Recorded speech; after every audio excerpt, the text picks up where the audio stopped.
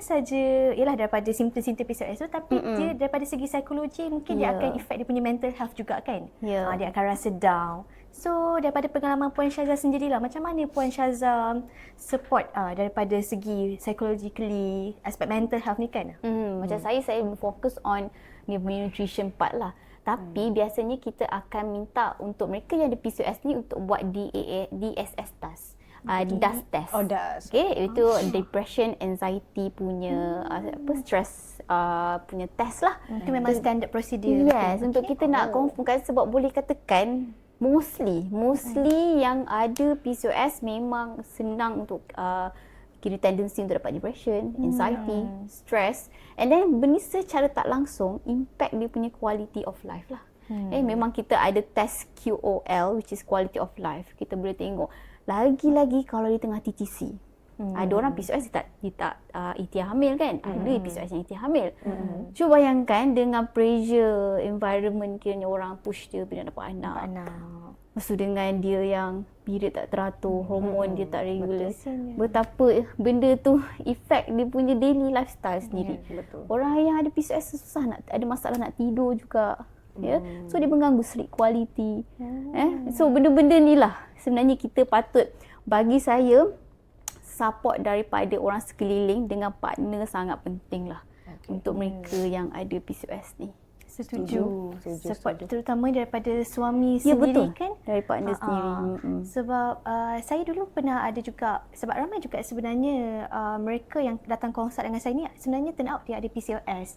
Dan saya memang ingatlah ada satu couple ni, dia datang dengan suami dia selalu bawa dia lah datang. Dia datang, dia banyak kali juga datang berjumpa saya. Tapi saya dapat tengok lama kelamaan appointment tu, lama-lama saya tengok kenapa badan dia macam makin naik, makin chubby, and dia makin banyak bulu, makin banyak misai. Tapi dia punya suami dia lah yang very supportive, tetap datang dia macam nak gembirakan dia. So bawa dia pergi buat fashion, spend ni lah, tak kisah isteri nak buat apa as long as dia bahagia kan. So yelah, support daripada orang sekeliling terutama suami sangat penting. Saya doakan semua viewers, semua kita dapat pasangan yang supportive macam tu. Amin. InsyaAllah. Sangat mainkan peranan. Sebab saya ada pernah berjumpa couples, ramai jugalah sebenarnya. Kita boleh bezakan yang ada supportive partner dengan yang tiada. Okay, dia punya tak ada supportive partner ni sampaikan dia tak tahu sebenarnya kahwin lain. Sampaikan sebab dia tak dapat anak kan. So kahwin lain dengan dia depressionnya dengan tu lagi. Sampai itulah ada banyak sangat kisah kalau nak cerita, tapi ada juga yang memang really supportive. Cakap you nak apa? Kalau Puan Syazah nak cerita salah satu boleh untuk ialah kita nak sama-sama jadikan pengajaran terutamanya mungkin untuk para suami. Ni mungkin untuk para suami untuk lebih menjaga pasangan anda. Itulah saya tahu untuk suami pun dia ada struggle dia juga. Betul. Sebab dia tak dalam in that situation kan. So dia pun macam trial and error, I guess. Dia macam, macam dia betul tak ni? Ke takut cakap macam ni? Wah, dia terasa. Dia pun macam, faham tak? Dia pun tak tahu masa tu dia kena bercakap ni kan. Put the right word. Sangat relatable.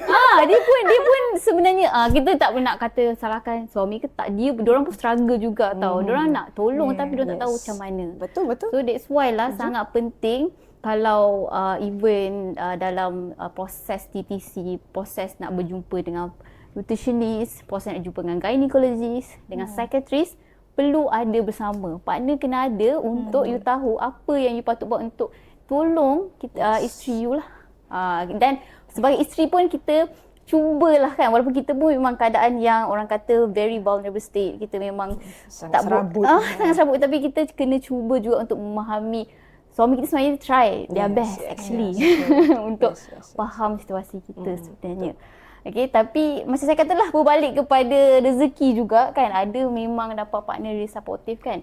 Kalau yang tak dapat tu memang kita tak nak berjumpa dengan pakar dan mengadu pada yang Esa lah bagi saya, the one and only. Tu je caranya. Tapi please cari you punya support group. Betul. Jangan pernah seorang-seorang. Maybe kawan ke, kawan-kawan PCOS kan. Yes, betul. That's why dalam even nak kata dalam nutrition punya orang kata flow untuk betulkan pemakanan dia pun kita ada personal and support group. Sebab support memang penting.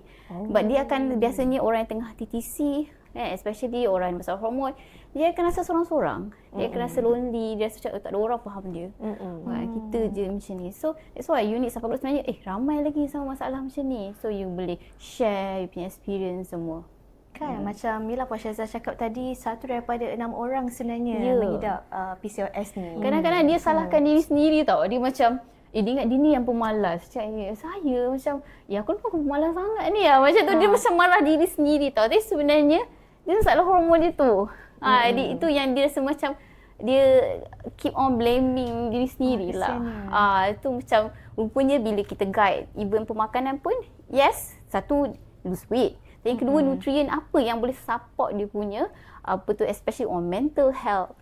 Especially untuk support dia punya hormon, bagi insulin dia stabil, bagi hormon dia stabil, barulah dia punya mood pun stabil lah. Kan. Itu orang penting. PCOS ni selalu yalah, ada the bad mood. Yes. Even ni lah dia kena ambil ubat pun, satu ubat kan boleh naikkan bad mood. Yelah, kalau kita kan PMS bila nak period je. Orang yang PCOS ni sepanjang masa dia ada PMS. Ada PMS sebenarnya. Sebab tu benda-benda macam ni sebenarnya awareness ni sangat penting. Sebab untuk orang-orang lain juga, supaya kita lebih berhati-hati bila kita nak berkata-kata. Kita tak tahu mungkin kata-kata tu mungkin akan menyinggung perasaan orang.